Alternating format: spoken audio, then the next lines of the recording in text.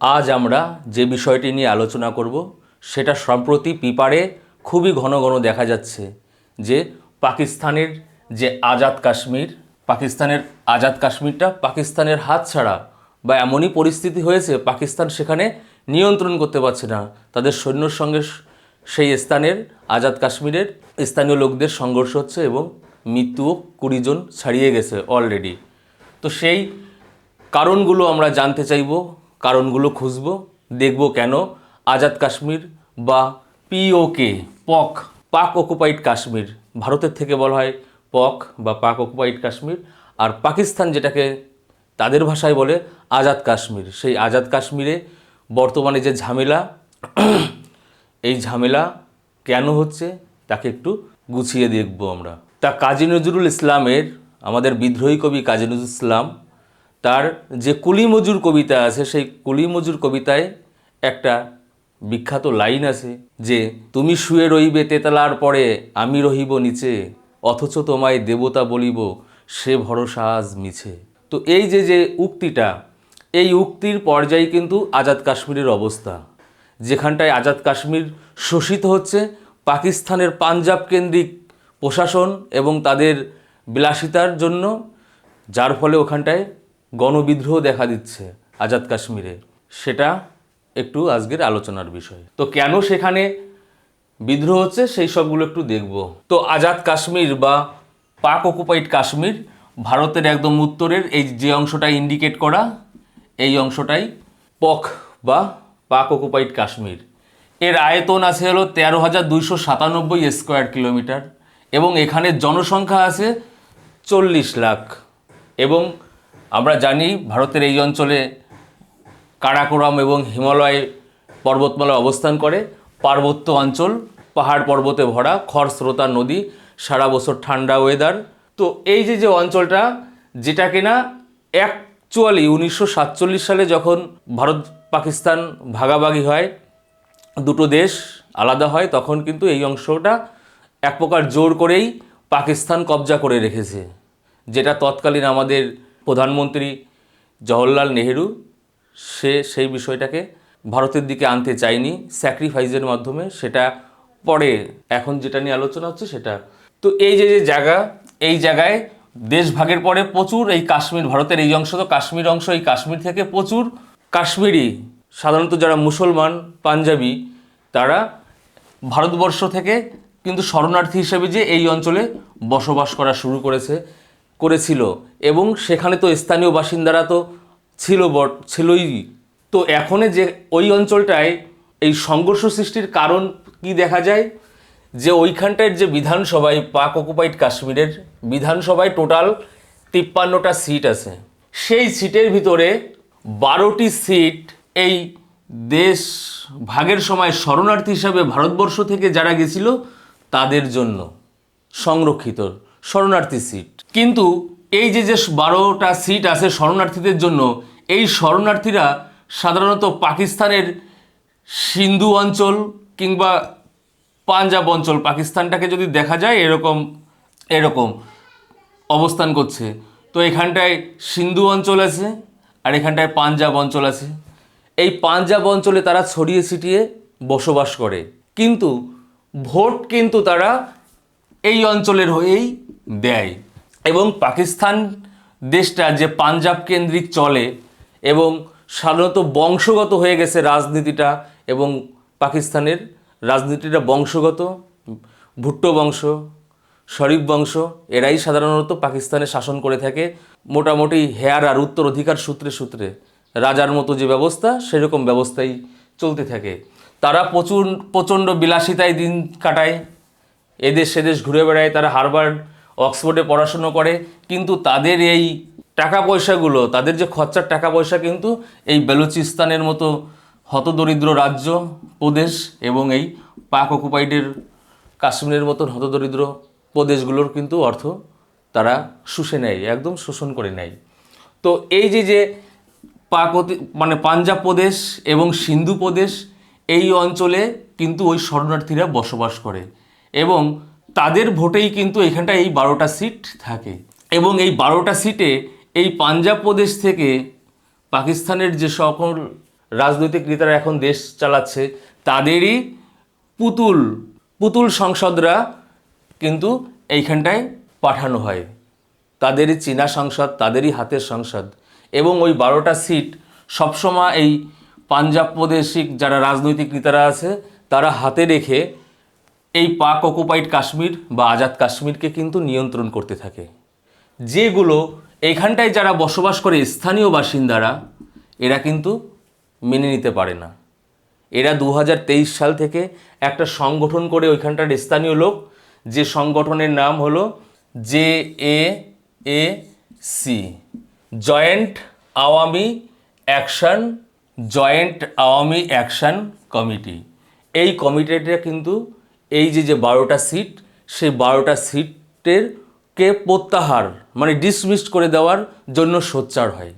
এবং তারা তৎকালে 2023 সালে প্রায় 37 থেকে 38টা দাবি সরকারের কাছে তুলে ধরে, যেগুলো সেই সময় সরকার পাকিস্তানের তারা মেনে নিলেও কিন্তু সেই সব দাবিগুলো এখনও লাগু হয়নি। তার জন্য তীব্র আবার বিরোধিতা শুরু হয়েছে। প্রধানত এই 12টা সিটের যে পুতুল সরকার বসে ওখানটায়, তাকে ডিসমিস করার জন্যই কিন্তু জোরালো আন্দোলন হচ্ছে কিন্তু ওই আজাদ কাশ্মীরে। দ্বিতীয়ত কি দেখা যাবে, আদালতের রায়। তো বর্তমানে কি বলেছে, তো ওইখানকার যে সংগঠন JAAC মানে জয়েন্ট আওয়ামী অ্যাকশন কমিটি, তাদের দাবি এই 12টা সিটকে ব্যান করে দিতে হবে বা ডিসমিস করে দিতে হবে, বা 12টা সিটে ওখানটার স্থানীয় লোকরা নির্বাচনে লড়বে। কোনো সিন্ধু প্রদেশ কিংবা কোনো তোমার পাঞ্জাব প্রদেশের লোকেদের ওই সিট দেওয়া যাবে না। কিন্তু সম্প্রতি পাকিস্তানের আদালত কি রায় দিয়েছে, যে সংবিধানে এমনভাবেই লিখিত আছে ওই 12টা সিট নিয়ে, সেই সিটকে হট করে ওইখানটার জনগণের কথা মতো ডিসমিস করা সম্ভব না। সংশোধনের মাধ্যমেই তার ডিসমিস করতে হবে। এর ফলে এই আন্দোলন কিন্তু আরও জোরালো হচ্ছে।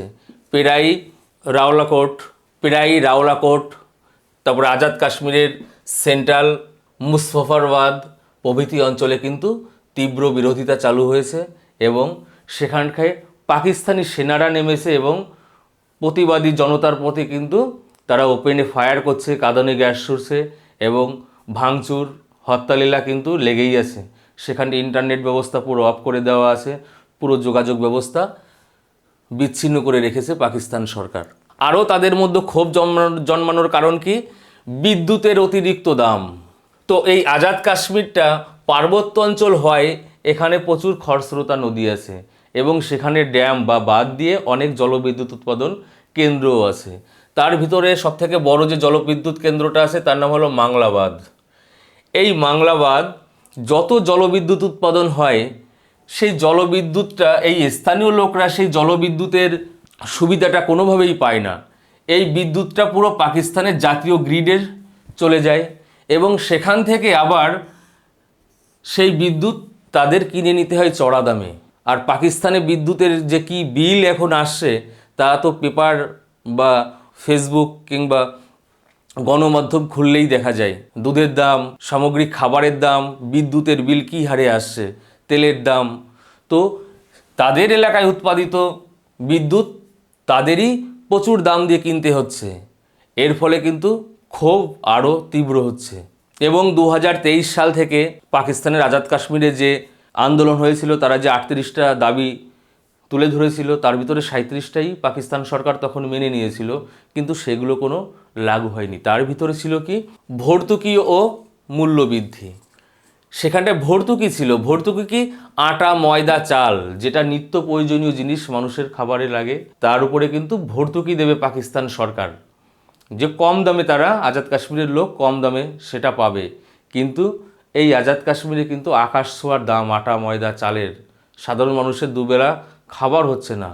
আর যখন নিজের খাবারটাই জোগাড় করতে পারবে না, তখন আর সামনে কিন্তু কাউকে মানুষ দেখে না। গণবিদ্রোহ কিন্তু রূপ নেয়। যখন মানুষের খাবার সংকট দেখা দেয়, তখন আর কাউকেই কিন্তু গ্রাহ্যই করে না। তো এই সব কিছুর নিত্য প্রয়োজনীয় জিনিসের অতিরিক্ত দামের কারণে কিন্তু এই বিদ্রোহের আরও আগুন তীব্র হচ্ছে। আরও কি, এই অঞ্চলের যে সরকারি কর্মকর্তা, এই অঞ্চলের যে আধিকারিকগুলো আসে, বা আমলা, বড় বড় অফিসার যে কোনো পোস্টের, তারা কিন্তু এই লোকাল লোক থেকে নির্বাচিত হয় না। লোকাল লোক থেকে নির্বাচিত হওয়া আধিকারিকদের এমনই পোস্টে রাখা হয় যাদের তাদের হাতে ক্ষমতা কম থাকে, কুক্ষিগত করে রাখা হয়। কিন্তু এইখানটায় যত বড় বড় আমলা অফিসাররা যায়, তারা কিন্তু সব পাঞ্জাব প্রদেশ কিংবা সিন্ধু প্রদেশের থেকে পাঠানো হয়। একদম পাকিস্তানের প্রশাসন বা পাকিস্তানের বর্তমান যে রাজনৈতিক দল থাকে তাদেরই আনুগত্য আমলাদের এখানটায় পাঠানো হয়। এবং তাদের সুযোগ সুবিধা, তাদের ঘোরাফেরা, তাদের বাহার, তাদের লাক্সারিনেস সব কিছু হাই সোসাইটিতে দেওয়া হয়, হাই কোয়ালিটির দেওয়া হয়, যেটা কিন্তু আজাদ কাশ্মীরের লোক মেনে নিচ্ছে না। এর ফলে আন্দোলন তীব্র হচ্ছে বা আন্দোলনের একটা কারণ।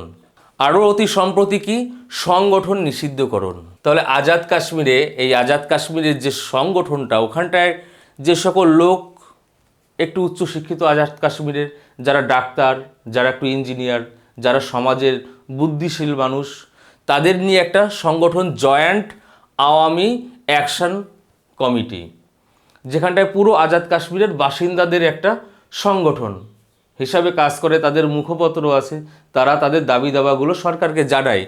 কিন্তু এই সংগঠনটিকেই সন্ত্রাস বিরোধী আইনে, পাকিস্তানের সংবিধানের যে সন্ত্রাস বিরোধী আইন, সেই সন্ত্রাস বিরোধী আইনে একে সন্ত্রাসী সংগঠন আখ্যা দিয়ে কিন্তু ব্যান করে দেওয়া হয়েছে। এর ফলে ওইখানটার মানুষ আরও খেপে গেছে, আরও উগ্র রূপ ধারণ করেছে, যার জন্য কিন্তু এখানটায় এখন পুরো সব কিছু বিচ্ছিন্ন হয়ে আছে। মানুষের দুঃখ দুর্দশার শেষ নেই। অফিস আদালত ভাঙচুর, সড়ক অবরোধ, প্রায় মিছিল, আর সরকারের তরফ থেকে কারফিউ জারি, এবং প্রকাশ্যে লোকজনদের দেখলেই মানে একসঙ্গে অনেক আন্দোলনকারীদের উপরে ডাইরেক্ট গুলির অর্ডার এবং কাঁদনে গ্যাস ছোড়া হচ্ছে, এবং সংঘর্ষে সেনাবাহিনীও মারা যাচ্ছে, সেখানটার পুলিশও মারা যেমন গেছে, সেরকম স্থানীয় লোকও কিন্তু 20 জনের উপরে প্রায় মারা গেছে অলরেডি। এবং সেখানে এখন একটা অরাজকতা এমনভাবে সৃষ্টি হয়েছে যে পুরো আজাদ কাশ্মীরটাই এখন পাকিস্তানের হাতছাড়া হবার উপায়। যে কোনো সময় এখানটায় কিন্তু পাকিস্তানের বিরুদ্ধে গর্জে উঠবে, যেরকম বেলুচিস্তান পাকিস্তানের প্রশাসনের প্রতি গর্জে উঠেছে, যেখানটায় বেলুচিস্তানে পুরো মিনারেলসগুলো ভোগ করে পাঞ্জাব অঞ্চলের লোকেরা, কিন্তু তার বিনিময়ে তারা কিছুই পায় না। আজাদ কাশ্মীরের ক্ষেত্রেও কিন্তু তাই। আজাদ কাশ্মীরে অনেক ফল উৎপাদন হয়, সেখানে ভ্রমণে মানুষ যায় দেশ বিদেশ থেকে। পাহাড়ি অঞ্চলে থাকে নানা রকমের চাষ হয়, আপেল হয়, পশুপালন হয়, তার থেকে নানা উলের সোয়েটার, হস্তশিল্প, কারুশিল্প গড়ে উঠেছে। অর্থনীতিতে আজাদ কাশ্মীর পিছিয়েও নেই, কিন্তু তাদের কোনো রকমের সুরক্ষা বা তাদের সামনে এগানোর কোনো রকমের সুযোগ সুবিধা কিন্তু এই পাঞ্জাব প্রদেশ থেকে বা পাকিস্তানের সরকার পক্ষ কখনো চায় না বা তাদের কোনো রকম সাবসিডি দেয় না। এই কারণেই আন্দোলন দিন দিন বাড়ছে। এবং সেখানে কি সরকারের তরফ থেকে বল প্রয়োগ করা হচ্ছে ওই আন্দোলনকারীদের থামানোর জন্য, এবং পুরো ইন্টারনেট ব্যবস্থা বন্ধ করে দেওয়া হয়েছে। পুরো হোল এলাকা, এলাকা পুরো ব্ল্যাক আউট, কোনো ইলেকট্রিকও নেই সেখানে, কোনো ইন্টারনেট কানেকশানও নেই। পুরো তাদের সব কিছু বন্ধ করে দিয়ে তাদের বিচ্ছিন্ন করে রেখে দিয়েছে আপাতত। আজাদ কাশ্মীরের অবস্থা এমনটাই। আরও একটা কী কারণে আজাদ কাশ্মীরের লোকরা পাকিস্তানের বিরুদ্ধে খেপে গেছে, সেটা হলো এই কাশ্মীরের পাশে যে ভারতের কাশ্মীর অঞ্চল আছে, এই কাশ্মীর অঞ্চলে এই নরেন্দ্র দামোদর দাস ভারতের প্রধানমন্ত্রী হওয়ার পরে এই কাশ্মীরটাকে কিন্তু ঢেলে সাজাচ্ছে, এখন উন্নত করছে। কাশ্মীরের লোকের মুখের বয়ানেই শোনা যাচ্ছে। তো ভারতীয় কাশ্মীর এত ডেভেলপড হয়ে যাচ্ছে, সেখানটায় তারা এত পিছনে পড়ে রয়েছে, সেই কারণটাও কিন্তু একটা জোরালো কারণ আজাদ কাশ্মীরের লোকেদের কাছে, যে ভারতের যে কাশ্মীর, যে একই অঞ্চল, সেই একই অঞ্চল এক দেশ উন্নত হয়ে যাচ্ছে আর এক দেশ তারা শোষিত হচ্ছে দিনের পর দিন, সেটা কিন্তু তারা ভালোভাবে মেনে নিচ্ছে না। এই কারণে কিন্তু আন্দোলন দিন দিন চূড়ান্ত হচ্ছে।